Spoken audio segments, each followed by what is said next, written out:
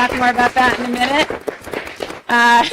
Andrea Folsom, I'm Dulcie LaPoma, Michael Flynn, our superintendent, Michelle Clark, our business administrator, Laura Taylor, our assistant business administrator, Jody Condon, board secretary extraordinaire, Noah A-Frame, Lodafis, our student reps, and Matt, oh my God, Stone, back in the corner. For a second, I almost said Matt Taylor. Okay, so welcome everyone. Let's stand for the Pledge of Allegiance.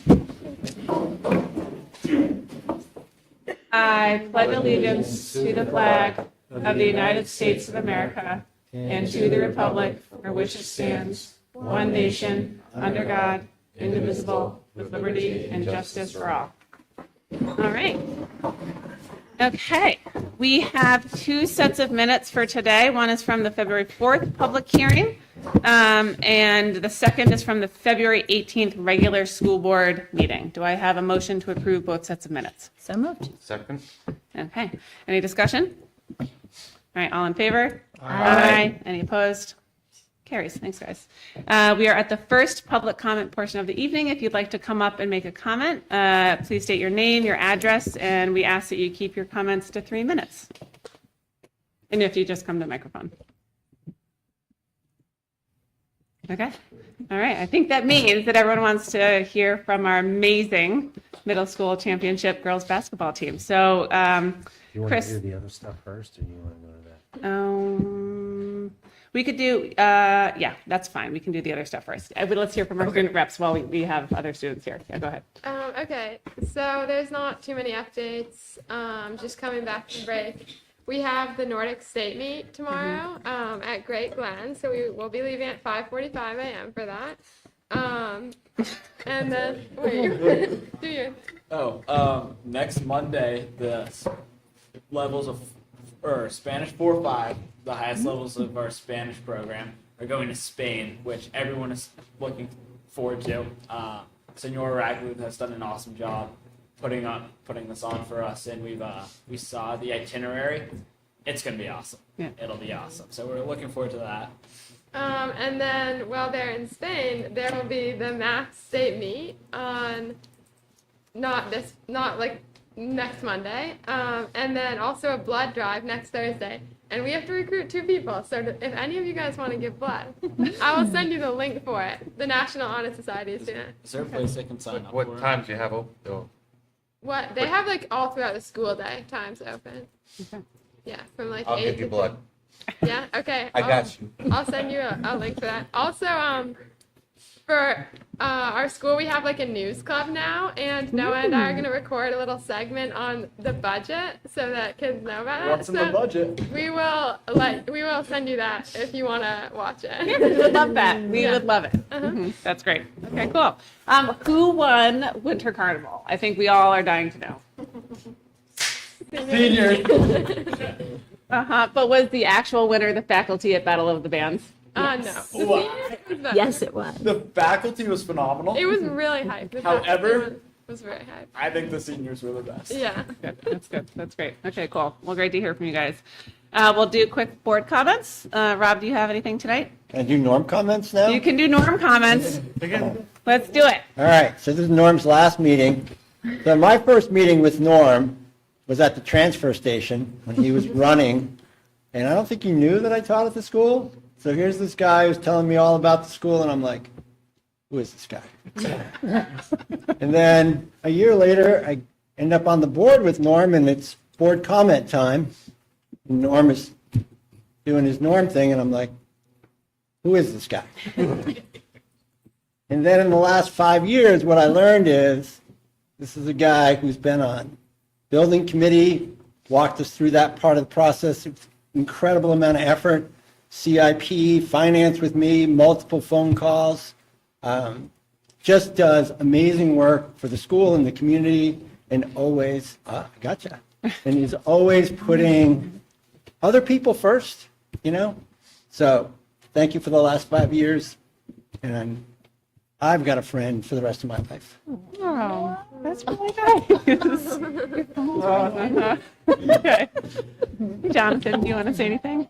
I don't. Okay. Andrea, do you want to go? So I guess I'm going to do my Norm comments as well. Although I think Rob Rob did it best. I have sat next to you, I think, for the most meetings, and you are the most physically active board member I think I've ever sat next to. I can always gauge how you feel by like how much you're levitating off of your seat.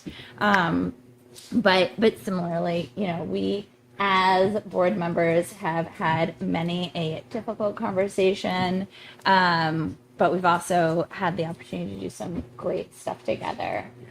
So I will miss you levitating and vibrating, and I have to like, smack you sometimes next to me. But you know, our kids are in the same grade, so Yeah, well, graduation. That's right. Yes. All right. Norm.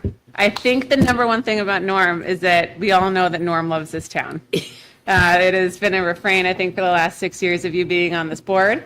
You were a tireless budget committee representative. You walked us through the building committee. You got us Eversource rebates so we could get the audits done on the schools and not have to pay for them. You helped get EMC off the ground. You go to select board meetings if it's relevant. You go to budget committee meetings. You go to public hearings. You are there. You are cheering at the sidelines for kids. Like, we know that you are in it and here for our kids, and that you are tied to what we do, I think, with all of your heart. We'll miss you a lot. You have a lot of heart. And Norm, I just want to say that anytime I had a question, you were always there to answer it for me, and it was great to be on the board with you. That's right.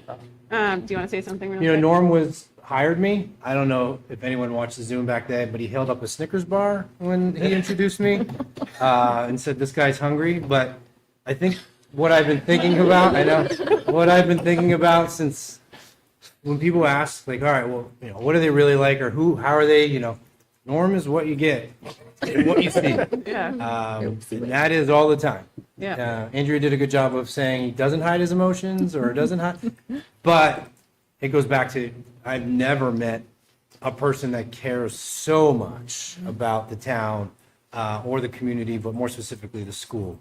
Him and I got in a fight after our first meeting because of some of the things he said, and I'm like, you can't say that. And we've come a long way in the 4 years, but one thing for sure is the advocacy for everyone, all of the students, all the times. He's putting them first. So also think it's great that you're moving on, because this is a hard game to keep up for a long time. So it'll be good for you and your family and your kids. But definitely thank you for your time. Great. and then you have a little present for you. Oh, thank you, guys. Thanks, Norm. I like thank you guys. You can take it out. This is your last board comments ever. Still in my office. Uh-huh. Yay. That's what we thought. So I was gonna save it for the end of the meeting, but you want me to say stuff now? Yes. All right. So I'm never speechless, right? Because more people here than I expected. So 6 years ago, when I joined this board, I really wanted to give back to the community, and for me, it was really hard. You know, I wasn't well known in the community. I really worked hard to show the community that I really wanted to be in this seat. It has been the biggest honor of my life. I never took this seat for granted. I realized that I could bring energy, bring humor, bring snacks, and really make this about having healthy discussions and doing what I thought was best for all taxpayers and for our students and for our faculty. You guys all brought out the best in me. I really hope you guys know that. I am a very difficult person to work with. I am very passionate about my work. I sometimes don't listen as clearly as I should sometimes. And I get that my wife knows that. She's like, did you hear what I said? But the most important thing is that this board is just so awesome. The changes that we did from when I came on in 2019 to having subcommittees, from having a strategic plan through Mike, a CIP, is so different from when I joined this board, where I felt at peace to leave and know that whoever sits in this seat will bring the same energy and love for the district that I do. And for me, as someone who's going to be on that side in a couple weeks, I'm thankful and I understand the work that you guys have to do.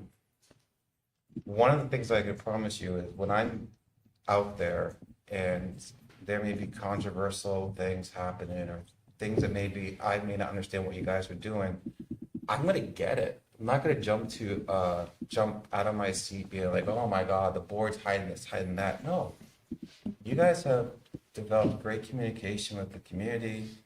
You guys have done more than I ever could imagine with our budgeting process. And you recognize our students. I asked for you guys to be here for my last meeting because I really will miss this. Because it is about you.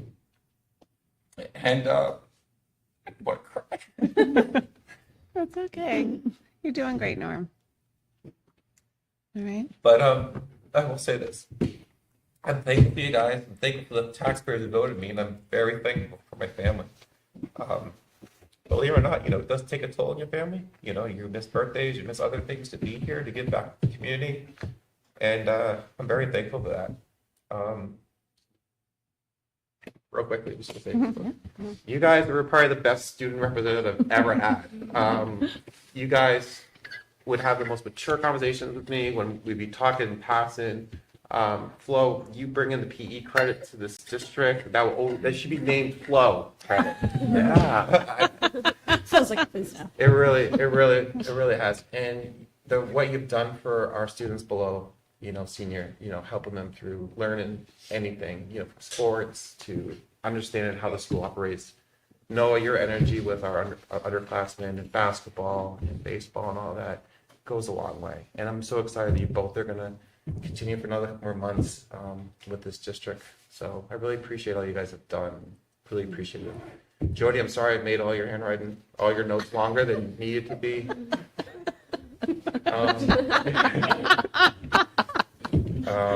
For minutes.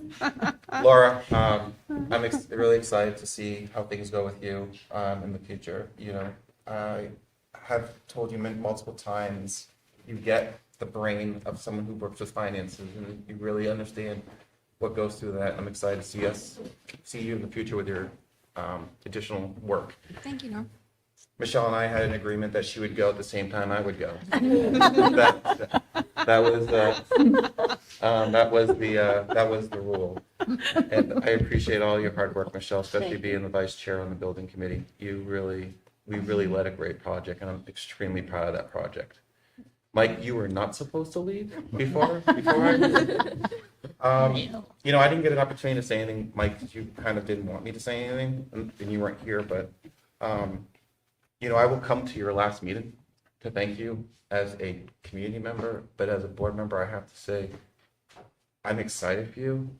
I'm happy for you. And I can say this, that they are getting one hell of a superintendent. Excellent. And I told you a couple meetings ago, you have a gift. And that gift will definitely be seen over in Derry.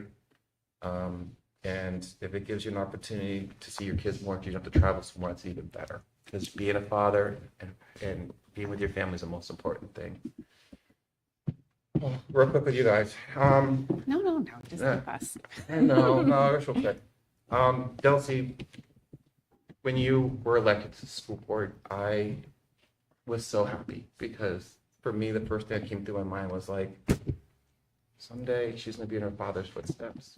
And there's nothing more prouder than to see that generation of leadership continue in your family. And I said the day that you were the chair, I hope you realize how proud you are. And your parents are proud of you.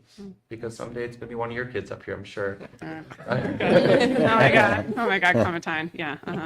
So I really, and our friendship doesn't end here. We will still be in touch and communicating. Yeah. So I thank you.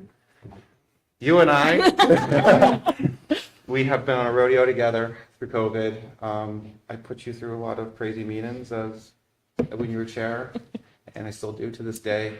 But you always were patient with me and really understanding that I wasn't perfect, but I was able to give it my all and corrected me appropriately when needed to be, which I think was appropriate.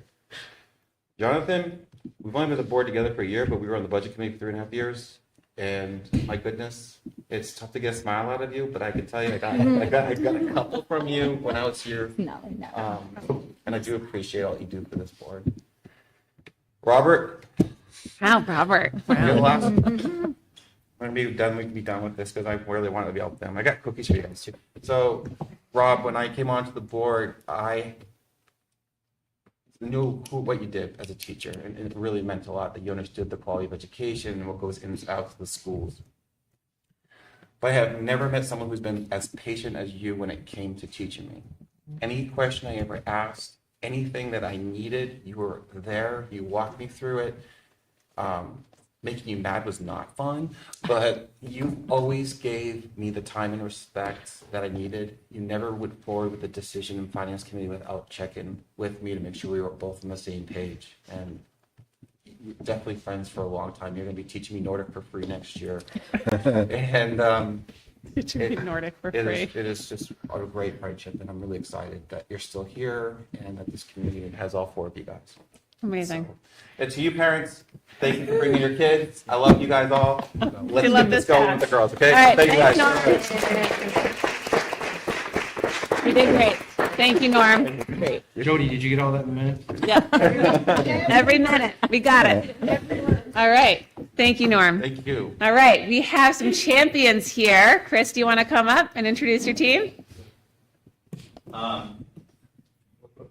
I can share a quick story with Norm when Jake Morrow came on board, and I was sharing the names of our board members and stuff, and I think he asked, who's that guy? I'm like, that's Norm.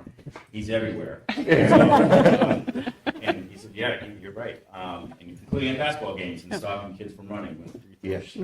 So Mr. Meserve and I can enjoy a little bit of the game instead of policing.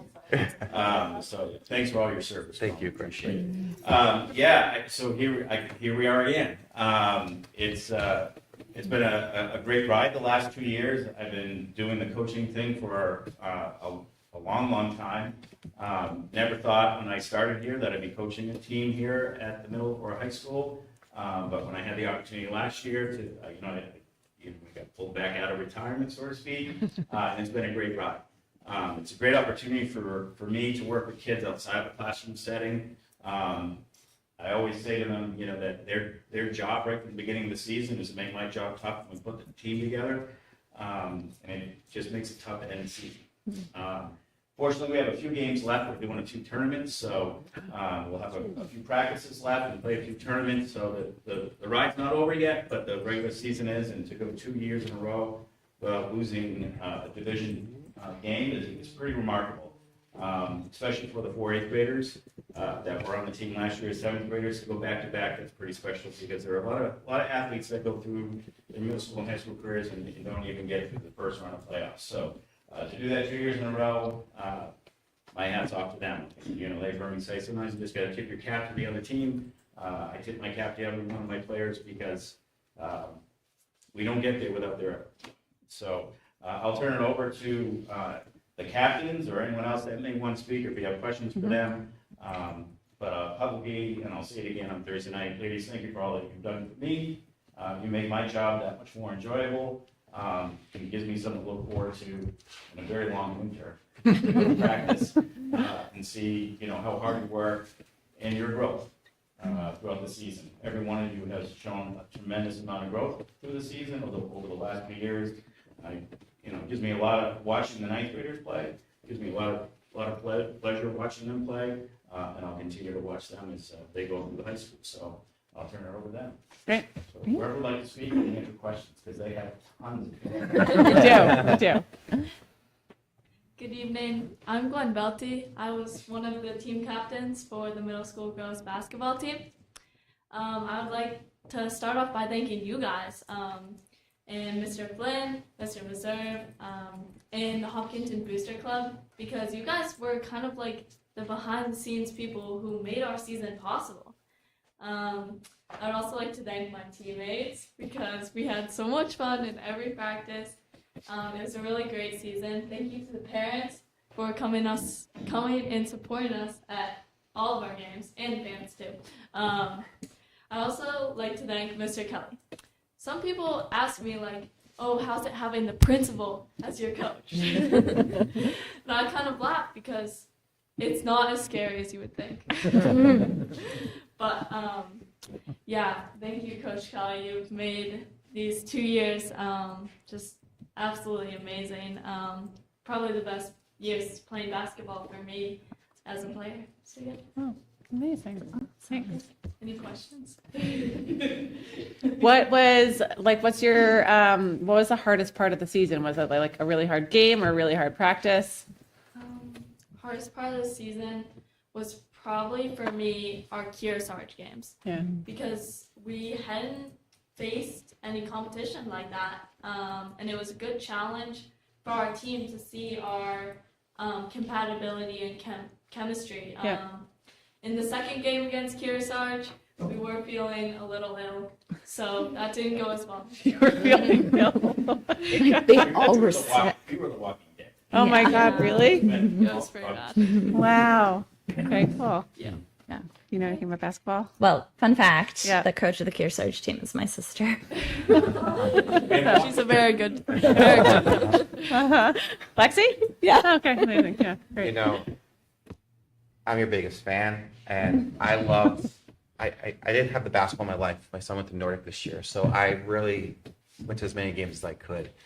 And the energy from the team, Chris Kelly with his fist palms, yelling Celtic. What does Celtics mean, by the way? What is that part of a what? Oh, it's a play. Oh, it's Celtic. Okay, cool. All right, good to know.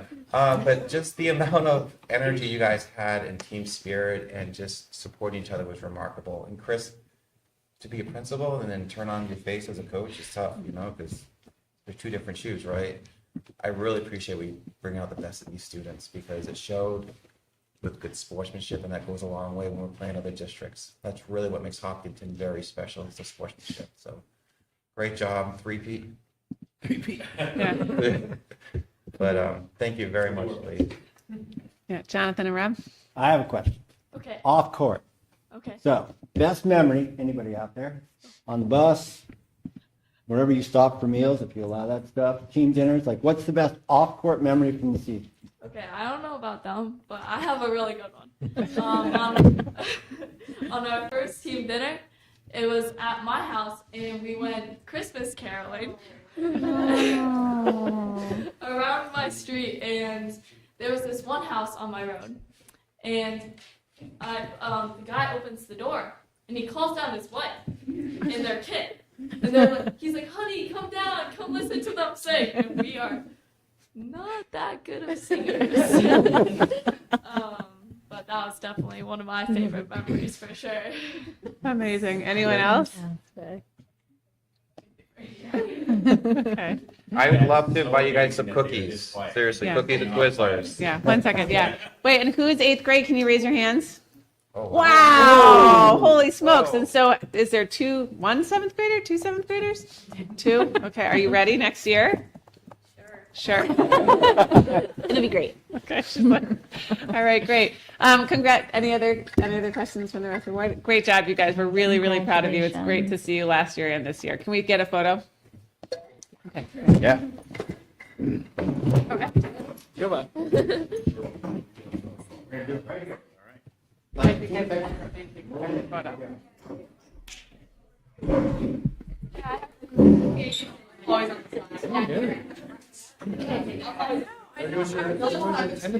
Can I stand with you and take one? Norm. Norm, stand in front of everybody. I don't, computers, all the things, right? Okay, now you're blocking me. All right, you ready? Yep. Norm's not blocking everybody, we're good? Not blocking everybody. All right. Okay, thank you. Yep. All right. 3, 2, 1, smile. Thank you. All right, congratulations, Carol.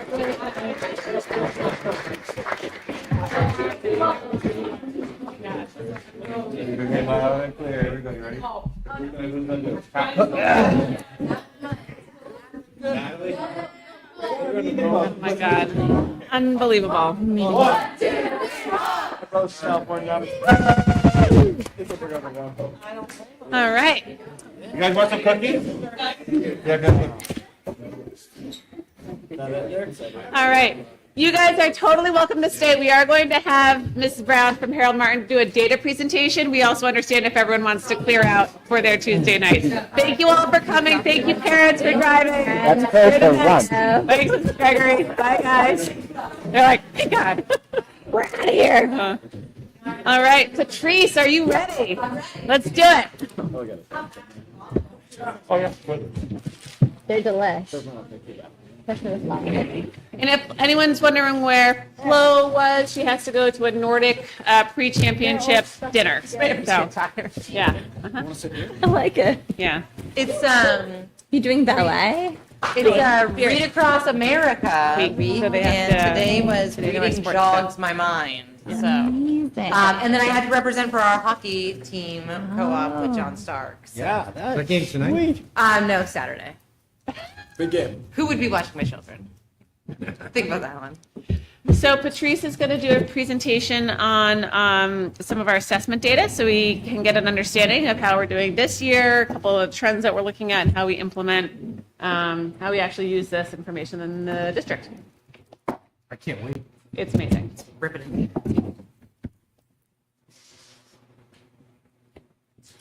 I did take my son to the doctor's today dressed like this with the bright green leg warmers and all. He took me really serious for a while, and then finally he was like, "So you work at a school, right?" I was like, "Yes, that is why I'm dressed like that." I'm gonna put this in the drive right now. The school board drive, not diligent. It's not attached yet, because it's so. hot off. He was like, Hot off the "Jane press. Fonda Day," and I was like, "Yes, right, I'll go with that." Yeah. All right. If you guys know Mrs. Pratt, she was like full like 80s workout gear today. That's amazing. Bright colors and all the things. So, Okay. all right. Let's do it. Let's just kind of dive right in. So, this has been really exciting. Was it last week or 2 weeks ago? Last week we were on February vacation. So 2 weeks ago we met as the curriculum and assessment committee and looked at this data, and I'll talk to you a little bit about that process and how we use the data towards the end. But it's always exciting to share, especially when we're seeing such great growth. So just as a reminder, one of the reasons that the assessment data is important is that it aligns with our strategic plan and our goal to really develop and deliver that foundational, awesome education, right? So we want kids to be successful in everything they do. And one of the ways we kind of track that is through standardized testing. There's a lot of confusion out there, and we do some conversations with parents, especially in the beginning of the year, of the different types of assessments. So at the elementary school, for example, we do universal screening in the fall, the winter, and the spring. And then from that data, if there are any flags for a student, we'll go ahead and kind of dive in with a diagnostic assessment to dig in further to see exactly which specific skills they're missing. So families are pretty used to, we mail them, or we email them now, the assessment results from the fall, the winter, and the spring. And then if they, flagged for anything, we'll send them the secondary assessment results and a plan if we have concerns so that we can monitor them. And then we kind of go through every few weeks. We do 6-week cycles, 6 to 8 week cycles throughout the district when we are working on those intervention plans, and we send those plans to families as well. So this was just really kind of helping break down that big assessment. That's our first level, really looking at large trends throughout the school and the grade level, and then diagnostic when we're digging into student-specific needs. Any questions on that part? So there's a few different sets of data that we use to determine how well we're doing and where our students are at. One of them is the New Hampshire statewide assessment system, which is known as the New Hampshire SAS. That's given each spring to students that says K to 8, that should say 3 to 8. Sorry about that. In grades 3 through 8 in English and math, and in grades 5, 8, and 11 in science. Grade 11 uses the the SAT as their score set for English and math, so they don't do the New Hampshire SAS assessments. this first chart shows our basic levels of proficiency in mathematics in grades 3 through 8. So you'll notice that there's a different color in each of the chart, and that is each grade level, and then it's grouped by proficiency level. So the majority of our students falling in that proficient or above proficient range in mathematics. If you look at this next slide, it does it by grade level. So green and blue are proficient or above, and proficient meaning that we're on grade level. So you can tell by each grade level where they fall, and this is based on a percentage of the grade. I think it is important to note when you're looking at these scores, especially for that third grade, that's the first time they've taken the assessment. A lot of the times we do some practice with them, but our level of typing and writing, there's a lot of like click and drag and tool pieces that I definitely think present in some sort of, some barriers to some students. As they get more familiar with it, I think it becomes a little bit easier. Another way to check to see how our proficiency level is and where we are is using the NAEP assessment, which is the nationwide assessment for what students know in mathematics and English as well. This report came out in the end of January. So if you're looking here, the NAEP scores show in that first column is the national grade 4 math scores. Then you have New Hampshire's grade 4 math scores. And then the following column, you have our New Hampshire SAS scores. It's impossible to use NAEP specific because not every district takes the NAEP test, but the proficiencies should align between the two assessments. NAEP is a randomly selected group. I will tell you, having worked in a district that got randomly selected 7 years in a row, I don't believe that it's actually random, but us too. they say it is, right? So you have different scores. And then there's the 8th grade. You can see National, New Hampshire, and Hopkinton as well. So again, you're looking at that green and blue area being proficient, grade level or higher.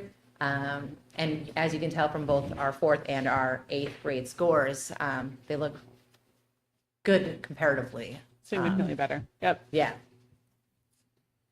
So same thing again, here's our ELA proficiency, which stands for English Language Arts. Again, you're seeing a majority of our students in the proficient or above proficient category, and each grade level is broken down throughout the different colors. Mm-hmm. And then here's a view of it by grade level. Again, you'll see that 3rd grade is a little bit higher, and then it kind of goes from there.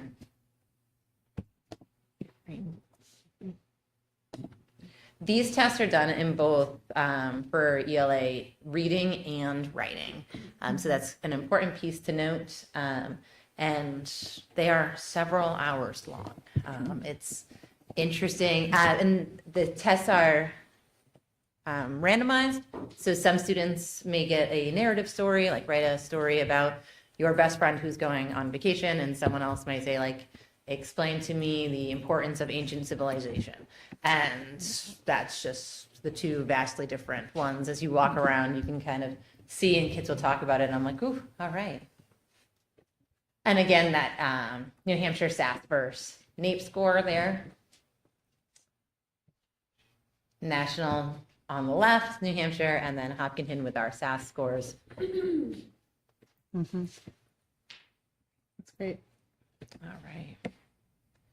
Science proficiency is the next one. So science is only done in grades 5, 8, and 11. And that is represented here. Here you don't see as clear of a picture, but we do have a majority of our students, in that the whale's going in the right direction of the proficient and the above proficient. And then here it is by grade level. This was a topic of conversation when we had our CNA meeting about in elementary school, primarily in our younger grades, where really our focus is teaching how to read and math. And we do science and social studies in addition, but our focus as they're younger, because they need to get those reading skills in order to do those next steps pieces. So kind of how that reflects as well. So outside of the statewide assessments, as a district, we do benchmarking through the Ames Web assessment. And this is the assessment that gets sent home to each family during the season. And this is, we use this K through 9 for math, and then for ELA, we do it 3 through 9. Talk a little bit about that. So this chart represents our fall to winter scores. So green is on or above grade level.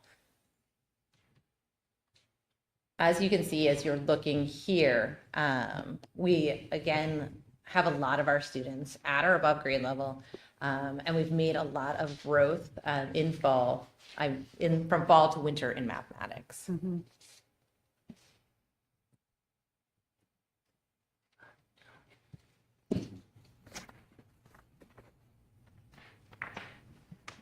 This next chart is our winter, our winter is our reading from fall to winter.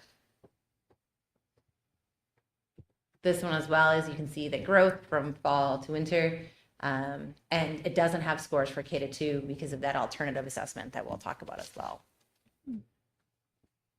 One of the pieces that makes this a little bit more challenging when you're looking is the New Hampshire SAS and the NAEP have the 4 levels where SAS has 3 levels. So tier 1 is really that at or above grade level. Tier 2 is where we're on watch, and tier 3 is where we're doing intervention. And then finally, we use Early Bird for kindergarten to 2nd grade. This is a game-based digital assessment tool designed for children. It evaluates foundational literacy, phonemic awareness, phonics, oral language, nonsense word fluency. It is a little bird that goes to little islands and collects things to bring to this party at the end, and they all love it and they find it adorable. And each of their elephant friends, it's like a whole zoo got free. I don't know what's going on, but they think it's great. So this is our first year doing it in 2nd grade.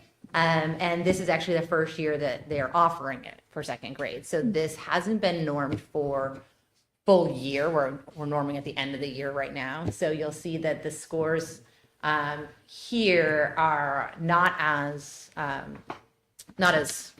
glowing as the Ames Web assessments.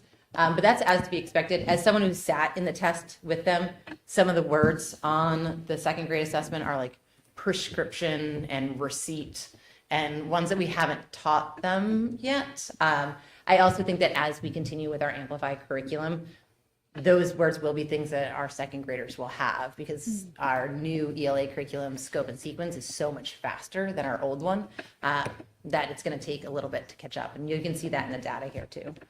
So they did non-word reading and word reading subtests. 1st grade had 3 subtests. They had deletion, non-word reading, and word reading. You can see here the growth from fall to winter. I can tell you that that has a lot to do with the reading program we're using, but it has even more to do with how amazing our staff is doing, and not just at my building, but throughout the district, the effort that they are putting into an energy of making sure that we are understanding what kids are missing and then figuring out how to fill those gaps so we can build that solid foundation to move forward is just unbelievable. I talked at our staff meeting today that they not only started this curriculum in the middle of the air in the plane, but the plane wasn't even fully built yet, and we were reading the instruction manual as we took off, and it has been great. And to watch 1st grade especially, they do a really nice job, and they are making some huge gains. We're using our skills time, and it's divided up amongst the grade level, not classrooms. So we're really going in between each one and targeting the needs of each student. So you can see that reflected here. And then finally, kindergarten had blending in letter sounds. It was really hard for us at first because you don't need to know the name of a letter to read. You need to know the sound. And we teach kids the name of the letter first and then the sound. So then they go to read, they tell us the name, but they can't figure out the sound. It confuses them. So our new program teaches sound first, and that was really hard for us to switch to. But kids are reading at a far greater pace than they were in the past. And we had kindergartners in December who were where typically they are in April, and they're sounding out sounds and they're blending it together and they're proud of themselves and they are just taking off and going. So I'll be really excited to see the spring scores as well, because it's really been nice for them. And then kind of putting this all together, why does it matter? Because that's, always kind of what kids ask me, why do I have to do this, right? Yeah, you guys know this, right? So there's a couple different places. One, it's so important to inform families just where their kids at, having them be part of the conversation, aware of where their students' performance levels are at, and what next steps, if any, need to happen. I have families call all the time, and are like, my student is so far behind in reading, I'm so worried. And then we look at the scores together, and we're like, no, actually, they're right where they're supposed to be. It's hard to know always where your kid's supposed to be in each grade level if you're not in education, right? So I think, being able to provide that data and be transparent with families is important. As school levels, we review the data. So we go through each building with their instructional leaders, their teachers. We look at it for big grade level trends, try to identify, is this something that we missed? Is this a hole in the curriculum? Is this something we need to double back? We use a lot of our win time or hawk time or whatever our buildings call it to kind of, once we've isolated what that is, address it during that time. So we're really filling in those gaps. And then one of the other final reasons is the district curriculum and assessment committee reviews all this, looks at this data, discusses the trends, the wonderings, the implications, and really uses that to help guide the district forward. So there's really a lot of different uses for the data, and it paints a really good picture of where we're at and where we need to go. Thank you. Do people have questions? Yes. Yes. Rob, no. So first, I like the way this is laid out. It's pretty easy for folks to interpret. It also shows a lot of green trees in progress pretty much across the board, which is terrific, both in New Hampshire and nationwide. So kudos to the staff and to the kids for doing well. The question, the thing that's jumps out at me, as it probably did to everybody, on slide 12, the New Hampshire SAS in the 8th grade has got this big block of red, which leads me to think that something funky is going on here. Was that the science? That was the science one. Yeah. So, I mean, my curiosity is, having proctored way too many kneecap tests, where is it given? How is it proctored? You talk about kids not having skin in the game. So to me, this is an outlier. Like, something else was going on here besides just SAS testing, and I'd be curious to. That is one of the things that we did talk about at CNA, because it was, as we were going through, that's the most glaring piece, right? So we had a couple of questions and wonderings about that. I think it's going to be interesting to see what the data says this year too, to see if it was something that was our science curriculum, or if it was something that was, there was a different barrier that happened. Maybe everyone was really sick at the time of testing last year, or maybe we needed to change instructional approaches. So if we course corrected, and is that still a problem? That's going to be my question. I think anecdotally for me, having, again, proctored these things, at the high school anyway, you don't always get 100% investment, right? We always felt like if the kneecap scores were actually on your report card, or what went out to schools or to whomever, it would have a lot more value. There are kids who sit down at these tests and they are in it to win it. There are kids that are sort of like doing, and then there are kids that are checked out from the beginning. So, I mean, not to be, well, I guess to be direct, sometimes where they are taken and whom is proctoring makes a big difference in that outcome. So those are all things that I would highly encourage we look at and see what's going on. There was an infamous year at the high school where we connected kneecap performance to getting junior privileges early, and scores shot up really quickly. was kind of an astounding thing. So everybody had direct investment there. So that's the one that. No, I would agree. And I think also communicating to the students why it's important and what the purpose is. Sometimes we miss that step and they're like, I'm going to pick A, B, C, D, all the way down. And when they are invested and engaged, like you're saying, it's a total different game. Can we get this on the district website? I think this is important information for the community to see in real time where performance actually is being measured and how the school district is performing as opposed to some of the narratives that we hear about. So it was hot where off the we're at. presses, that's why I know black and white's hard as hell. But Yeah. the color one is online, it'll be online, and we'll get it posted for sure. Great. Thank you.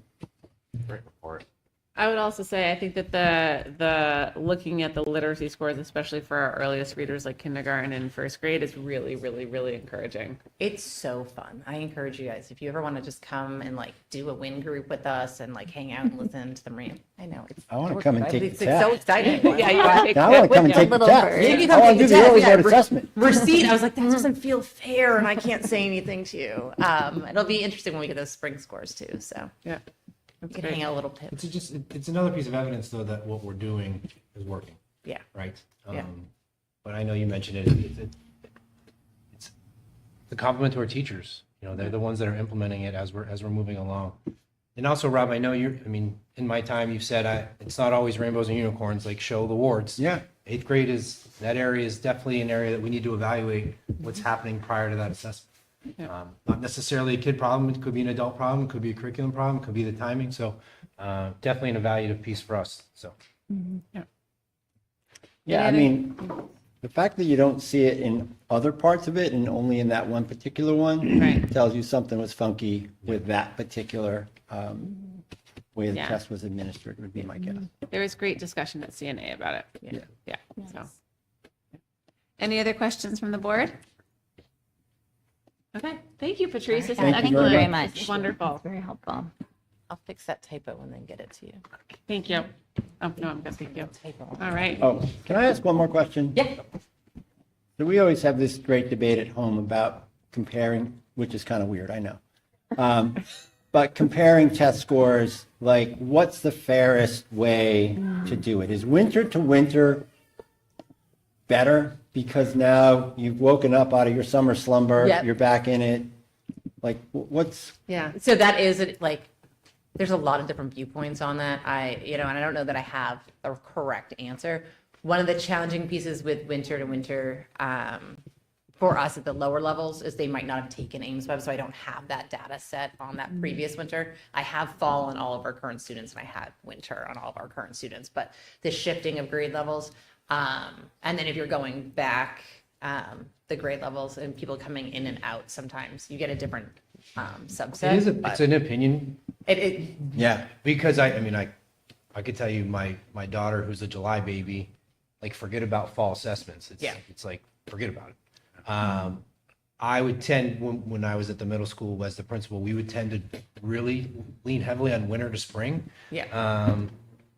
On that growth, so that we knew where we were going into the next grade. But it's an interesting debate because Yeah. And winter testing is right after the holiday break too. So it's always really Yeah. interesting, like when you do those, like there's so many different variables that really Yeah. show up. But it's something, yeah, we talked about it and it's trying to figure out if we can also have the data, like if it's warehouse basically, so that Yeah. you can even just look at it from year to year, because that's a part of it too, like there's data operations. And in one place, so Yeah, that it's yeah. easy. So it's a great question. Cool. thank you. Great. you. Thank you. Thanks, Patrice. Oh, the last thing I would say that I think was a really good piece coming out of CNA was also, because I was like, can we look at this again for Yeah. winter to spring? But then I think the question is also, there's other assessments that happen in the spring. And so part of the discussion that I think the staff was thinking about was over testing versus, Yeah. like you don't want to over test because then your kids are just testing all the time and you lose weeks. But that I thought was a really good discussion that I think everyone's thinking about. So like, how do we get enough data without getting too much data at the point of the detriment of curriculum? The other piece we talked about was when they get to the upper grades, if they're proficient in the fall and they've been proficient, do they need to keep taking the test each time? Or do we Right. just say you need to prove proficiency and then move on, was the other piece of the conversation. So not over testing our highest tested kids who are taking it really seriously. Yeah. We ended up doing that. Yeah. Thanks, Most schools Patrice. do. Interesting. Awesome. We really appreciate it. All right, Thank awesome. you. Have a good night. Thank you. What's tomorrow's day? Sunglasses. What is it? Tomorrow is a wacky outfit and hair day. So thankfully I was here today and not tomorrow, but tomorrow is PTA, so never mind. You will also see me tomorrow. That's right. Tomorrow is PTA. Thank you, Patrice. That's right. Yesterday I had a Pikachu hat that had like balls in it with ears stuck up. Yep. Let me just tell you, Clemmy, right in my, she's like, I gotta get your. That's right. She would. She would. That's correct. Thank you, Ms. Brown. You're welcome. All right. Okay, guys. So we have our school district meeting in 10 days. Yeah, on March 15th at 9 a.m. We wanted to go through the final schedule of events. We want to talk through final materials that we're putting together and just like get everyone on the same page there. And we wanted to talk through about a call for volunteers to be ballot counters. So we can start with that first. But if there's anyone, and I can send out messaging around this, but if anyone wants to be a ballot counter during the school district meeting, that would be great. Please send a note to Jody, jcondon@sau66.org. And I would also recommend that for anyone who's listening, if you wanted to show up early, I was thinking that maybe we could reach out, and this is probably more of a not live conversation, but see if there's any student groups that wanted to sell donuts or something. Thank you. Because I think if people remember, thank you so much. We are going to ask people, I think, to show up early to check in, given that I think, given last year, it took quite a long time to clear through. So people wanted to get. Other groups are like Girl Scouts are going to sell cookies. Yep. Yeah. Things that have called in Yeah. questions. Yeah. So I think we'll open up at 8, see what we can get checked in, and go from there. But But we have the new speed system, so it should be a lot faster, right? no, We don't? you can't use the poll pads. What? Yes, the Yeah, state well, recommends. This says that you can't use I them. was at the town office the other day, and we were talking about they won't let them use them. Yeah, you can't use the poll pads. They're going to do 5 books. I think they said they're going to do 5 books. But you also can't register that day anymore Yes. either because of the new House bill. Yeah, so you can't. But people can register up until, I don't know if they can do the 12th and the 13th, but if you show up to vote on the 11th, you can do same day registration at the town election. So register on the 11th, come on the 15th. You cannot register to vote on the 15th, but you can check in. Okay, and then Is that and like be ready a to go. Hopkinton rule that we can't use modern technology, or is That's that the like a state state rule. rule? The Secretary of State says no to poll It's pads. the state that's not allowing them to do it. Yeah. My recollection from last year is we go by last name, right? Yep. Is that there was a disproportionate number of like A through whatever that was, and that we ought to reconfigure. They're doing. Yeah, They're gonna split it. like, they're because splitting the that books was- more. That Yeah. was there was a discernible long line and then some shorter lines. Yeah, I think And that caused a the big jam. yeah up. the supervisors have been very thoughtful. I think, and they've been very communicative, which is great. So that's good. So when are we testing the view of the screen? Oh, Because so I'm going to be there Friday setting up the gym with the custodians. They're my besties. So we are going to set that up. So I don't know how we can test it. to look at the signal. your one view. page. Because I really Right. want to be visible. Make sure that's legible Right. or Thursday? viewable. That's fine. We can figure that out. Yeah. I want to do it this week, Okay, yeah. so that if it's wacky, we're not like last minute. So Okay. Yeah. So we need to do it. The key is whether you present it here or in the gym. We're going to do handouts this year. Right. So we're going to have a significant amount of handouts to help, because even today when we were doing it at Yeah. the library, still wasn't great because of the content in the handout. So maybe what we can do is when we're moving the article, if it's something that's really visual and compacted on a piece of paper, we can say in front of you, like on the stool, is some papers if you want to grab, if you want to have a better view or something. I don't know. No, I think we just Something, have. whatever, I think we have something an just so entrance. people Yeah, are yeah. aware literature's Right. there. Yeah. It's Yeah. Matt, it's also is that- viewable on a phone, right? Is that projector always installed, or try is to find that a way a to make tabletop? that- Like, what is the On the deal in the homepage. gym? Like easy to get to. Yeah. It's one we wheel it, but we can wheel it out anytime on the screen. Yeah. Try Is it up in the library? Does Yeah. Donna have it? Yeah, we can do So- it. We can do that anytime. Matt, is there a way to make that easier to pull up on one's phone so they don't have to navigate Yeah, multiple screens so that they can somehow so that's very easy for people to pull up on their phones. Can we do a QR code? QR Yeah, code. Thank you, QR I code? mean, we can definitely do something with the presentation, it just has, the presentation has to be mobile friendly in the first place. So, Right. I mean, Google Slides aren't too bad if we want to do it that way. That's how the board wants to do it. Yeah, let's I'm just saying do, something to think about. yep, we got it. We can run through it. Whatever content we produce, we can definitely make it a link on our homepage, so you can say, go to SCU66.org, click the first thing you see. Right, maybe for that day, we just move the budget page up. Okay, great, thank you. Great.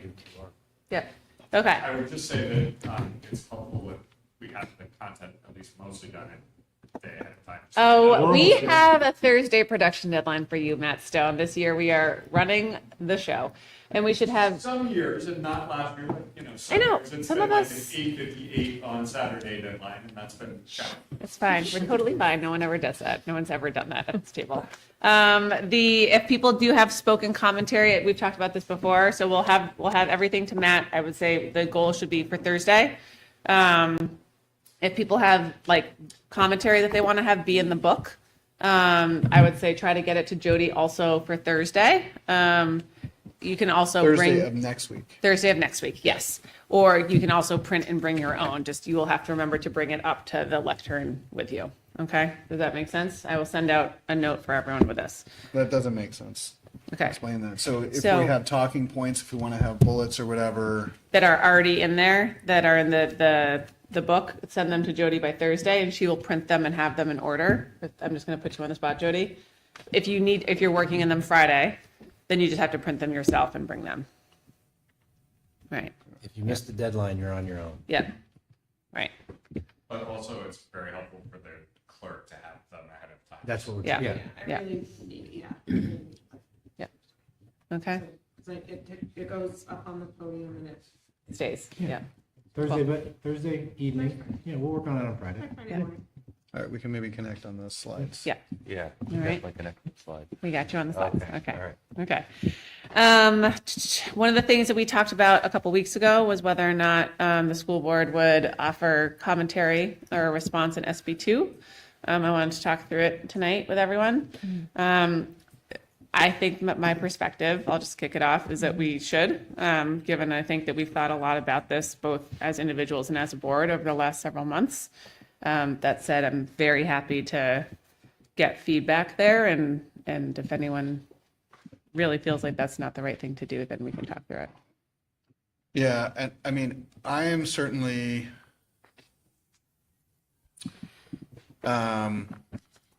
just based on how many people seem to be asking and talking about it, I think it's not inappropriate for us to say something about it. I think the question is, if we decided to do that, how to distill that down so that it's comments from the board that reflects the opinion of the board. Because I know that we have various thoughts about Chris. I am certainly willing to deliver comments on this issue, and I certainly have, as I think I've expressed before, some thoughts on it. And I can say generally, and people can chime in if they agree, disagree, or have other thoughts. You know, the things when I think about SB2 are, and this is in no particular order. Number one, I think that town meeting has value, particularly in today's day and age, maybe more now than ever, because I see our culture as becoming very siloed and very online. And I think that there is great value to being in a room together with people that disagree with you and having to listen to them and having to sort of make the sausage together. So I think there's great value to it. I think that the chief reason that I have heard given from folks that support SB2 over the years, this year being no different, is, well, what about people that can't make it to town meeting? And I acknowledge that that is a problem with it. But I also think that If you go to SB2, then there's a deliberative session. And the same people that couldn't go to town meeting for the exact same reasons may miss the deliberative session. And so I don't see it as solving that problem. Yes, they would be more likely to be able to vote, but now they are voting on what is coming out of the deliberative session. And the concern that I have from a democratic standpoint is if you have 101 people that have an agenda and they go to a town meeting where there's 800 people, their voice is not going to carry the day unless they can persuade the majority of those people that their position is right. If you have 101 people that go to a deliberative session where only 200 people go, which when I read the articles on SB2 in our surrounding towns is what ultimately happens, then their voice is much louder and they can carry the day.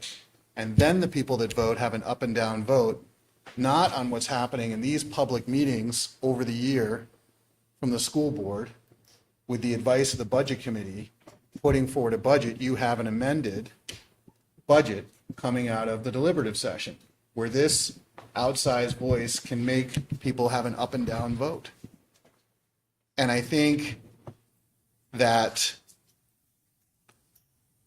I never like to look at national politics and our local government, but I think it is an uncontroversial thing to say that in some of our national elections, we have seen that sometimes if you have a vote between two positions, neither of which you like, then that's a difficult vote to make. And sometimes people just won't vote.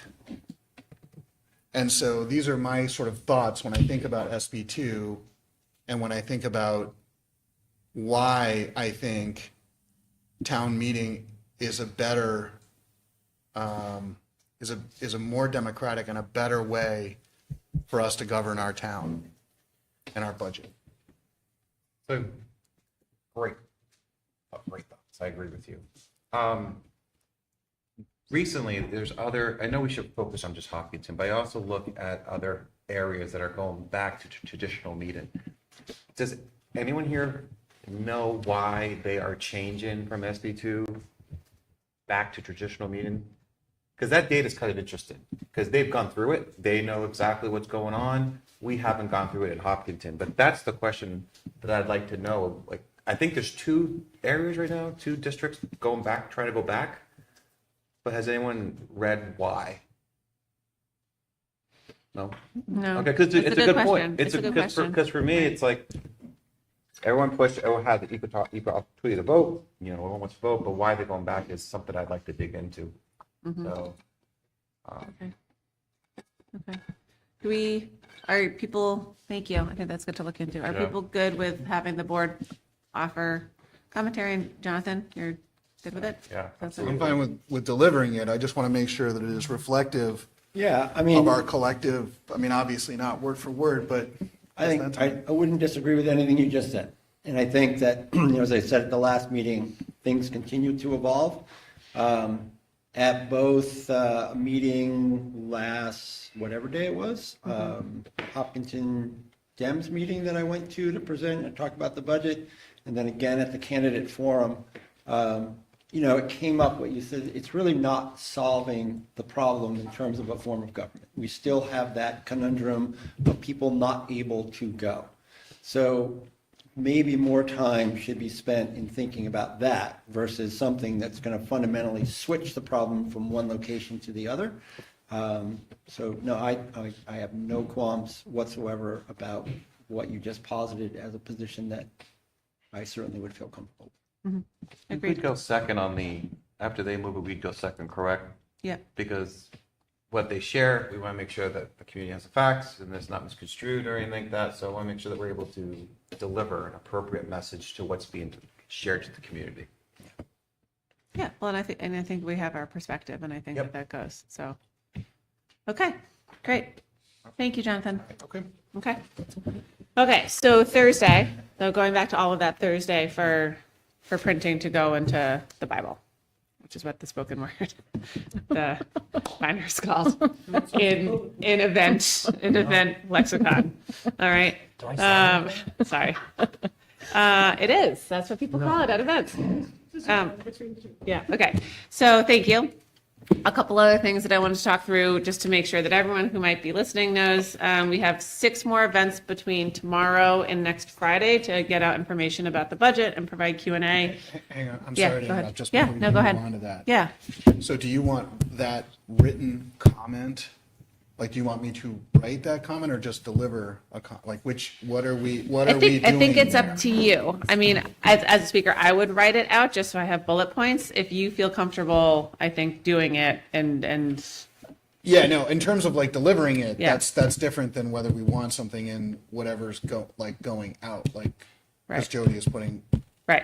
so. That's up to you as the speaker, man. In terms Yeah. of delivering it, I'm fully comfortable with that. It's just a question of whether we want something in writing or just want to deliver our comments and then that's it. Because frankly, everybody, I mean, this is not a new issue. Right. I think it just depends on you and what you feel comfortable with on Okay. the day of. I don't Yeah. need to write out your speech in the thing. No. I can just put Jonathan's comments. That's fine. You know, on his. That's fine. Yeah. Yeah. Okay, which is I think what you did Yes. last year. Yeah, Yeah. it's just. I think you had your talking points Yeah. and you went and delivered. Yeah. them. Yeah. Okay, that's Yeah. fine. Sorry to interrupt. I just No, wanted that's to- great. That's good.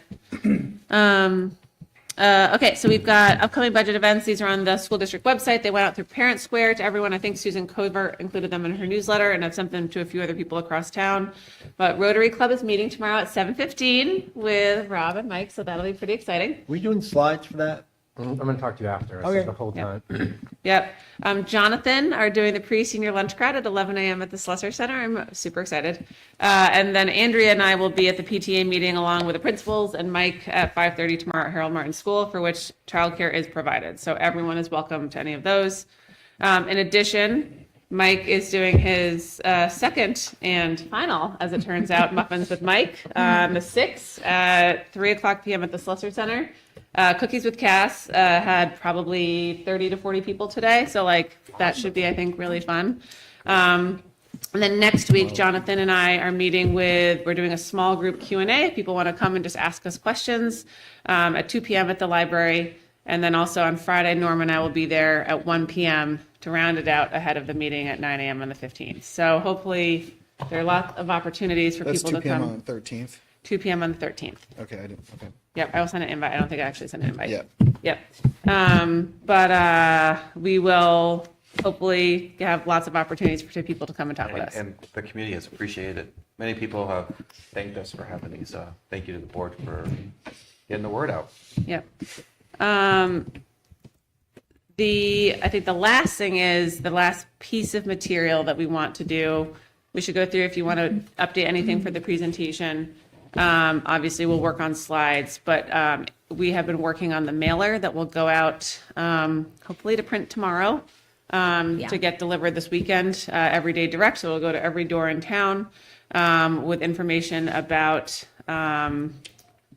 Let me pull it up here. I think you guys have it shared, but it's basically a welcome message, the one-page snapshot, Rob's page, a page about key budget drivers, financial overviews for both contracts, and then the warrant articles, and then information, and then a few FAQs, and then information about SB2. So we're trying to keep it to. Where is this? It should be in your inbox. Yeah. As in mail? Yep. Okay. And it's on the drive? It's I not. thought I on- saw it on the drive. We could. Yeah, it's under shared, I think. Yeah, you The can draft, type in the top HSB thing. March. Yeah. But it's, HSB March newsletter. yeah. And so there is, if you look on the left, there's a bunch of tabs, but basically look at the one it's called Pulling It All Together. But we're aiming for 8 pages because there's obviously more information on the website, but we want to make sure that people know when the meeting is, what the warrant is, why are we asking for what we're asking for. So it is dense, but I think the goal is to provide information in a pretty easy format and then let people know where they can go to find more. If the board wants to take a look, and obviously from the copy editing crew extraordinaire, we'll share it with everyone too. But I think the goal, we feel good about this and we should be able to get something out the door. I can't even read the one pager on my iPad. Yeah, I think the only thing is the one pager, if we have that in an Excel doc somewhere that we can make not colorful, because this will be black and white printing. Laura has it. And Yep. Yep. Oh, really? Okay. Yeah. All right. All right. Any other questions? I think we just got to check the net decrease, because that number is different than what I got in the mailer today from Mike and Janet Ward, Okay. the 1.27%. Okay. Warrant articles is blank. So we can go through this and Yep. Yeah. I just thought that was important. Oh, yeah. And just make sure that you're looking at I can probably archive all the other tabs since Okay. they're confusing. Oh, I see. Yeah. Yeah. Okay. Does that sound good? Okay. The other part that I would ask people is, as they're going through these meetings, if you could just let me know if there's any questions that come up, because I think we want to make sure that those are reflected in the FAQs. People can and should ask questions anytime, but making sure that information is accessible. And if people have stuff they're thinking about, it probably means many people are thinking about it. Okay? Any questions, thoughts, concerns about that? Okay. So guys, that's it. We're moving through. I think the biggest thing is get people out to vote, make sure people have information, and then make ourselves available. Okay? Thank you to all of the team and the staff and the administrators who have been very responsive to incessant amounts of requests at all times of day and night. I really appreciate it, everyone. Thank you for being very, very gracious. You gotta give you, Andrew, credit for really raging all those meetings. It's fantastic that we got that done. We're getting there. It's one of our goals. It's one of our goals for the year. It's So fantastic. we're doing it. Okay, that's it. On to policy? There's no policy. No policy. Great. All right. That was easy. Easy peasy. can I ask a question about policy? Yeah. With the Title IX business that's going to be coming down and the emergent one that we validated last time. Yeah. So I've spent a bunch of time reading about the change. First of all, the background history to Title IX, and then the Biden changes, Yeah. and then some of the cases against that, and then now the changes back through the Trump administration. I would just hope that as you're working on that particular policy, I'm curious about two things. So I need a little primer on the history, the timeline of changes. I'm also very curious about what protections, if any, in New Hampshire state law outside of Title IX would be provided to our students that might be trans, non-binary, binary, et cetera. Like, are there any protections available if we are in a position where, I'm just going to say it, are forced to adopt this Title IX as now decreed through executive order? I'll use those words again. I just really want to know where we're at and where those particular persons would be if we have to adopt Title IX as stated. Yeah. Those were great. I'm just making notes so I don't forget. Yeah. And the other thing we can do is we can share out the red line versions with the notes. Which I You think also we mentioned need to. employees to me last week. I included employees. Yeah. Yeah, I mean, there's a lot of, so the gray between what's covered through Title VII, what's covered through Title IX, how this has sort of bled over beyond just athletics to other areas, employees, Yeah. et cetera. There's a lot going on there. I don't think it's nearly as simplified as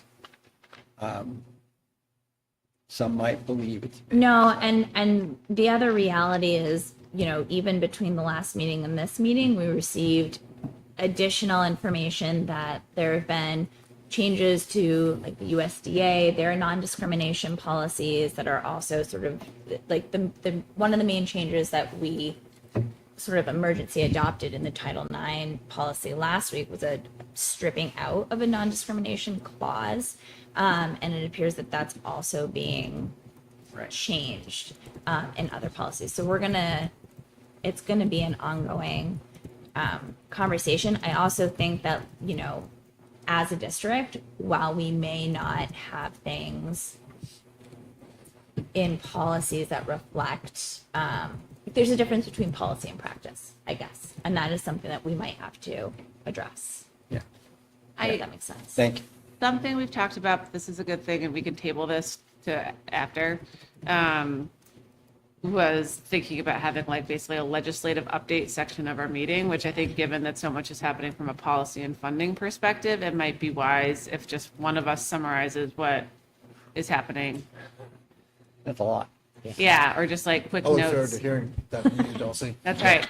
I can read the NHSSBA updates, but I do wonder if we think about, and it's not every meeting, but every quarter, every month, we think about what that is, because there's a lot of stuff coming down the pipeline. I had a couple questions today about what EFAs mean for our district. So like people are watching what's happening in the landscape, and I think it's valuable to keep people, it's a lot to try to keep track of. Right. So, okay. Yeah, I mean, I don't disagree with what you're saying. I do follow what we get multiple times in a week, and boy, there's a lot to follow. There's a lot. Well, and keep in mind too that, this is, things are changing on the ground. There's going to be a lot of lawsuits, and so I think at core, all the laws of the state of New Hampshire apply to every person in New Hampshire. So, and then we have to keep track of what's different judges are saying, different This is a tip of the spear on political and social issues, and so clearly there's going to be tons of changes.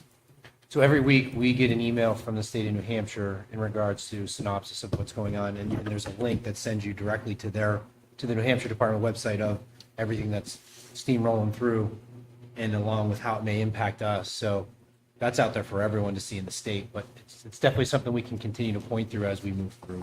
Yep. I think it's valuable. The Okay. main thing with the federal stuff is we just have to have the funding. Yeah, and, I'll be blunt on this. It will be very, very difficult for me to vote for something because it means money that I know is fundamentally wrong and also in many ways unconstitutional per the 14th Amendment to the Constitution. I'm going to have a really hard time doing that. That's where politics and core values, American values, are going to go like this because we have a difference of opinion as to under what conditions a person is given their constitutional rights. It's going to be a tough one for me. So that's why I really need to feel like, are we making sure that we are treating everyone that they have equal rights as apprised by the Constitution, both the New Hampshire Constitution, which we all took an oath when we sat in these seats to uphold. So, this one is really sort of like kept me up at night a little bit, just kind of like thinking through it and what it means to historically go along when you know it's wrong. Right. Yeah. Yeah. Okay. Thank you. Yep. Okay. Anything else we're thinking about for budget before we hand it over to Mike for the consent agenda? That was policy, actually. Road policy, yep. Policy and budget, all types. Yeah, go ahead. All right, go for it. Consent agenda? Yep, We ready? we're ready. Okay, we're going to kick it off to the business office for Yeah. sad retirement. Yeah, so Sorry. we have a hire, so Shay Dixon, for an open position at the middle high school for an IA. That's awesome. So that's that. Yeah, former student, What right? Mike alluded to is, so Lori Nato is the HR accounting assistant, and she is retiring August 22nd of 25. She's been here for 33 years. So thank you to her. She will be definitely missed. She's actually the first employee the district has ever had. Wow. When they separated, she was the first hire ever. So, yeah. And then we have a leave of absence is Gregory Wider, high school English teacher. It's at some point in May and be out for 8 weeks, but obviously that, we all know what happens with that. It's to be determined once things progress. So that's it for staffing. To be clear, it's for a baby. It's for a baby. Yeah, sorry. Yes, sorry. Yes, baby. Yes, sorry. And We all we know have, about those experimental. yeah, I know, right? We have one donation. It's from the New Hampshire Charitable Foundation, and for some that have been board members for a while, this is an annual thing. So Sue Pazinski was a teacher here, and there was funds collected, and I probably, for all I know, it still does because it's held from somewhere else, and we get the proceeds every year that actually go to the teachers of the year. So that is for the approval, and that is it. Great. Amazing. The funds for Sue Pazinski are held at the New Hampshire, the principal, right? So we're drawing the interest off every year? Yeah, I think that's what it Currently is that they working? give us the interest. They give us an interest. Yep. Cool. And every penny goes to the teachers. Yep, it does. We don't keep anything. All right. Superintendent's update. So we had a water main break yesterday, nothing to do with us as a school district. That is the town of New Hampshire, or town of Hopkinton, Town of excuse New me. Hampshire. But really the state, because it's a little bit close to the road, but they did a great job working on it. I want to compliment the Chris. Thank you, Chris Bodette. Oh, great. Called me at 4:45 in the morning. We were able to make that call rather than last time at Harold Martin where we had kids come to school and then having to leave it. So thank you to them for that. And then a compliment to Jim's crew yesterday. We had a malfunction it was not a frozen pipe, but a malfunction in the kitchen. I'm learning new things. In the kitchen, there is a release device because of the on and off of the kitchen sprayer. That burst from the top. So Jim was able to locate that, replace that. So that all worked. I sent you guys a picture of the waterfall from the ceiling. So a couple pieces that I appreciate all the hard work from everybody. I've already gotten emails and phone calls where the students have to make up that day. That is not anticipated. As long as the snow continues to go the other way, we should be all set with hours-based and emergencies and all those types of things. So that's it. Oh, okay, great. Real quick for, we have to you have approve, to we have accept to, we do have to accept and approve the consent agenda. Do I have a motion? So moved. Yeah, second. Okay, any discussion? All right, all in favor? Aye. Great, amazing. Okay, so committee updates, anything from policy? We just had a little bit of a conversation. Okay, good. CNA is meeting in 2 weeks, 3 weeks, 4 weeks. I wasn't at the last CNA meeting. But it's You on the guys calendar. switched it to the Yes, third it is the Thursday. fourth Thursday. Fourth Thursday of the month. now. Yep. And Patrice basically presented what we talked about. Yes. So we went through all of the assessment data. We broke out into small groups. And that'll be great. It was a really interesting discussion. For CIP, Yeah, we just met just before this. yep. And so we've got the stove at Maple Street that we're, Right here, yeah. Stove at Maple Street, is gonna have to get the it hot done. water And then the hot water heater at Maple Street. at the high school. At the high school, sorry. So there's 2 hot water heaters at the high school. One of them is the lesser of the 2. The greater one was set in the CIP to be replaced in a couple of years, but apparently has failed. So now we're carrying on with the smaller one, and Jim has gotten some different approaches to replacing the larger one, which, we talking about that tonight, or are we gonna? No, that's gonna yeah, be so April we'll- 1st, yeah. Okay, so we'll have to add that to the agenda for that. More than replacement. likely, there will be a public hearing on April. Probably in April, yeah. Okay. So right now, we're carrying on, but that's gonna be not as big as a boiler, but a not insignificant item that we're gonna have to deal with. Okay. Just one other side comment, one of the things there was talking about maybe looking at the EMC and what they could do. Yeah. Because they haven't done any work for the district per se. So I had mentioned in the meeting that this could be a good test. I don't want to say test, but a good way of us being able to understand how the resources are used. If the numbers add up and they make sense for the district, he's gotten a solid proposal from them, and he said lesser than what he's got. So they may be a good avenue to go for the district to use. So I'm excited to see that down the road. Cool. Okay. Safety and security. Do we meet? I don't think we. No, we haven't met again. We meet next month, maybe? Yeah. Down the road. It's on there somewhere. Yeah. When Okay. the calendar tells me, but we haven't met. Great. EMC is meeting this Thursday. We, as people might recall, we had a rescheduled meeting for the EMC presentation, the company to EMC, the committee. That's happening this Thursday at 3:30, which we're really excited about. Got rescheduled because of a snow day. Finance budget. Guys, how are you feeling? We got a meeting next Monday. Wow. This coming Okay. Monday. Great. Cool. Awesome. And contracts are done. Okay. So next up, we have a public comment portion of the evening. If you want to come up, name, address, in 3 minutes, please.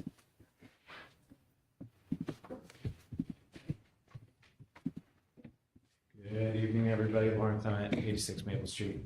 Just had a question, comment, not specifically about anything mentioned tonight, but I'm just curious if I know last year's annual meeting, the gymnasium was pretty full, and then folks needed to filter out into the cafeteria space. And I'm just wondering if there's an actual number, physical capacity that the town has at the gym and the cafeteria. And if the cafeteria overfills, where do people go? Yeah. Because I know some people that were out there and having difficulty hearing the meeting, and I don't know how your presentation's going to work for them in there. So hopefully you can factor that in too, because I know there's that space was pretty full out there as well. So that's my public comment. Thanks. Thanks, Lauren.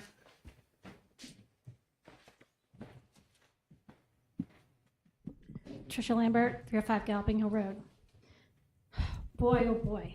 So where to unpack this one? First of all, I'm so happy to hear that we're worried about our constitutional rights now and that we don't want to accept money, because that's what it means. If you accept this new policy, you're so that you could get federal money. Well, where were you when my child, who you knew had a reading disability and needed to see faces and a mouth to read, where were you? When that child needed to breathe, is there not a constitutional right to breathe? And now we know the truth, that I was correct. You can disagree, but I was. Where were you? My son had a waiver.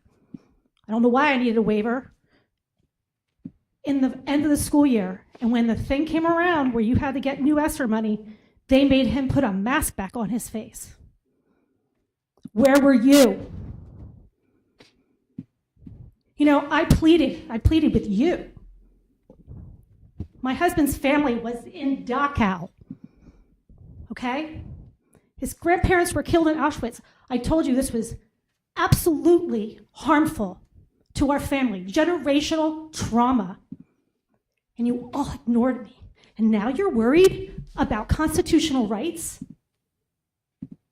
What is wrong with you? I am so upset about this because you pick and choose what money you want. Generational trauma on these kids, and now you're worried about it? About some other select group of people? What about those kids that couldn't read and learn and needed to see a face? What happened? Where were you? You think of me every time. Where were you? The rest of you. And by the way, when you put a mask on my child's face that August, you never even voted till September. And there was no emergency. There was no state emergency. And you can look at me that way, but you harmed these kids, and now you're asking for money. And I hope everybody sees this. You're asking for all this money, and you're wondering why special ed needs all this money. Yeah, I'm sure there's other things, but this is a big one. Where were you for my child and his constitutional right? Thank you. Thank you.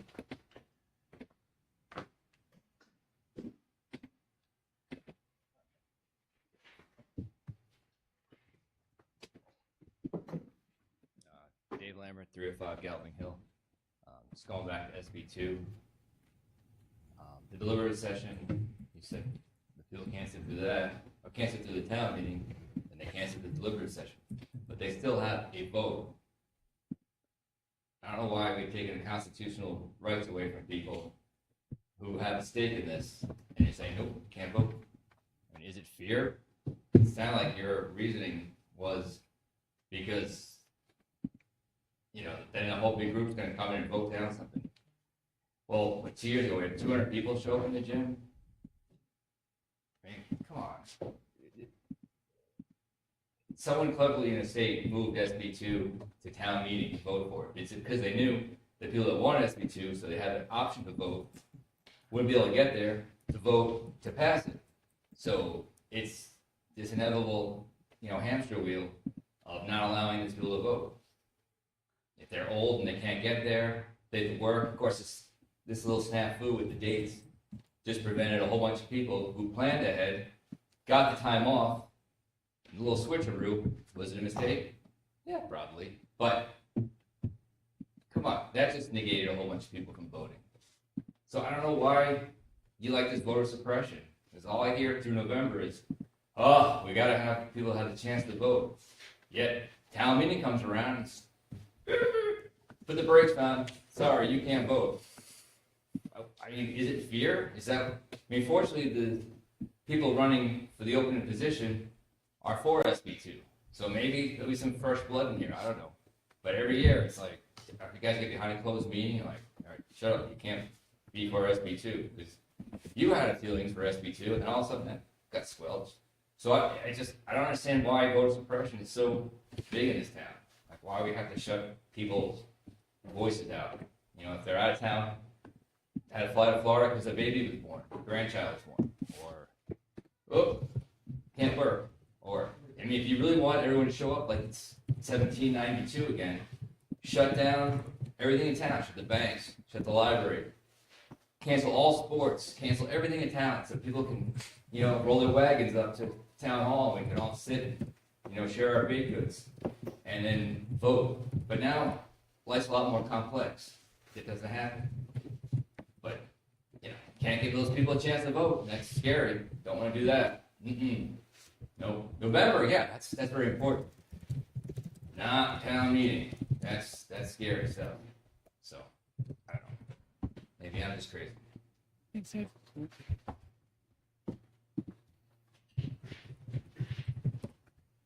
Okay. Any other business? We do have a need for a non-public for under RSA 91-A:3, comma 2(b) for hiring. So we are going to go into the non-public. We will not return to the regular meeting. No decisions will be made. No decisions will be made. Thank you. So we are going to do a roll call vote. Roll call vote. Rob? Is there a person? Is there a motion to go into non-public? So moved. Second. All right. Rob? Yes. Jonathan? Yes.